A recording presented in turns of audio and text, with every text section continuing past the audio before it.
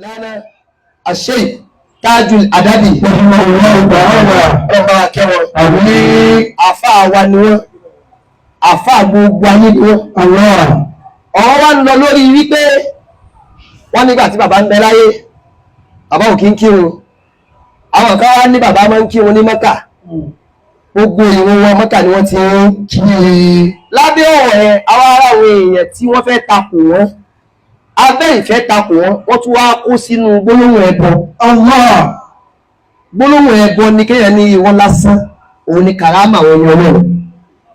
kàrámà ń bẹ digbí fáwọn ẹni Ọlọ́run lápèjúwe Maulana Sayyidina Umar ìkálá àwọn sàábì Ànábì wa Muhammad lásìkò tí ń bẹ lórí ìṣèjọba àwa mùsùlùmí ó wà lórí mímbà níjọ́ kan ó wá ka kútúbà tí ń kà lọ́wọ́lọ́wọ́ yìí Sayyidina Umar láàárín kútúbà náà ó wá ní ìyá Sariyatul Jabala ìwọ Sáríyà òkè àwọn yóò pé kútúbà tẹ́lẹ̀ yín kà òjò mọ́ ọ̀wọ̀ Sáríyà àti pé Sáríyà gan ò sí láàárín wa nígbà tí wọ́n wá sọ̀ kalẹ̀ tí wọ́n kírun tán wọ́n wá lọ bá ipé ọ̀gá ẹ̀sùn ọ̀kan lẹ́ẹ̀kan ò tí ò sí ó níṣẹ́ rí mo rán Sáríyà àtàwọn ọmọ ìyá rẹ̀ mo rán wọn lọ sójú ogun bí wọ́n ti wá ń lọ Ọlọ́run wá fi Sáríyà hàn mí tó kó àwọn èèyàn sẹ́yìn àmọ́ bí tí wọ́n lọ yẹn bí wọ́n bá tẹ̀síwájú àwọn ọ̀tá ó káwọn ọmọdé ẹ̀rọ sì káwọn Ọlọ́run wá fi hàn mí pé kí n sọ fún pé òkè láti inú mọ́sálásí ó sì ń bá ẹni tó wà lójú ogun ó sì ń bá sọ̀rọ̀ ó sì gbọ́nbẹ̀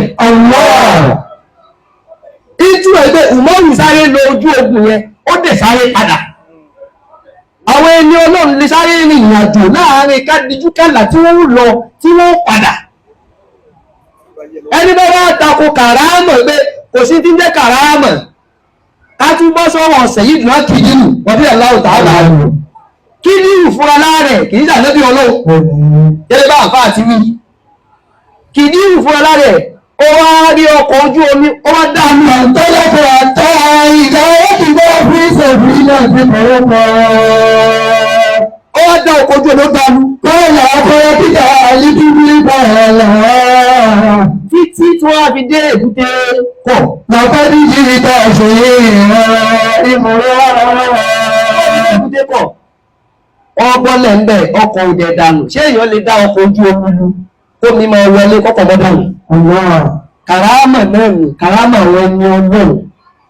kàrámà ọmọ wa bẹ títí láíláí àmọ́ èyí tó jẹ́ ọ̀rọ̀ ẹlẹ́ẹ̀kejì ń bẹ̀ ní wípé kàrámà ohun tó lọ́n fi pọ́n ẹni Ọlọ́run lé ni kìí ṣe pé ẹni Ọlọ́run ní ó mọ̀ ṣe gbogbo gbà bákan náà wá rèé àwa tá ń tẹ̀lé àwọn àfáà èèyàn méjì ni wá àwa kan ń tẹ̀lé wọn à ń fi òótọ́ yìn wọ́n òótọ́ ni wípé kí ló gbé ń pa wọn tó dẹ̀ fi ìdí ẹ̀ múlẹ̀ pé bó ti rí rèé àwọn kan wọ́n ń tẹ̀lé àwọn àfáà gbogbo tóun bá ti gbọ́ pátá kò tí ẹ̀ níjọ́wò pé òótọ́ ni àbó òótọ́ kọ́ púpọ̀ gbèsè tàì lápèjú ẹnìṣẹ́ Maulana Sheikh Búyàyà ẹ̀rọ wí ọmọ ọjọ́ inú àwọn èèyàn tí wọ́n sọ pé ṣé ògúnlálà nígbà tó bèèrè kan ní kánsà bàbá wa mú ọyàn rẹ̀ nígbà tí bàbá mú ọyàn rẹ̀ ó wá sùn ọjọ́ kejì nígbà tí ó fi jí báyìí kánsà yẹn bá lọ bàbá wa mú ọyàn obìnrin tá a bá gbé sí làákàyè á rí i pé kàrámọ̀ yẹn padà ti fẹ́ di ìhánà ó fẹ́ dàbùkù fún wọn tó bá rí bẹ́ẹ̀ ẹ yọ orú kàrámọ̀ yẹn kúrò ní kàrámọ̀ wọn kò dí kàrámọ̀ wọn pẹ̀lú wọn àwọn kàrámọ̀ kan bẹ tí wọ́n fi ń yin àwọn ọmọ náà tẹ́ bá yọ ẹyọ kan kúrò níbẹ̀ kò dí kàrámọ̀ wọn kàrámọ̀ wọn pọ̀ kọjá akẹ́tùmọ̀ ara kàrámọ̀ ní ìgbòho ẹ jẹ́ á tètè dìfẹ́ǹdì àwọn bàbá wa ni kàrámọ̀ tá a bá ti pé kàrámọ̀ eléyìí ó ti fẹ́ẹ̀ di pé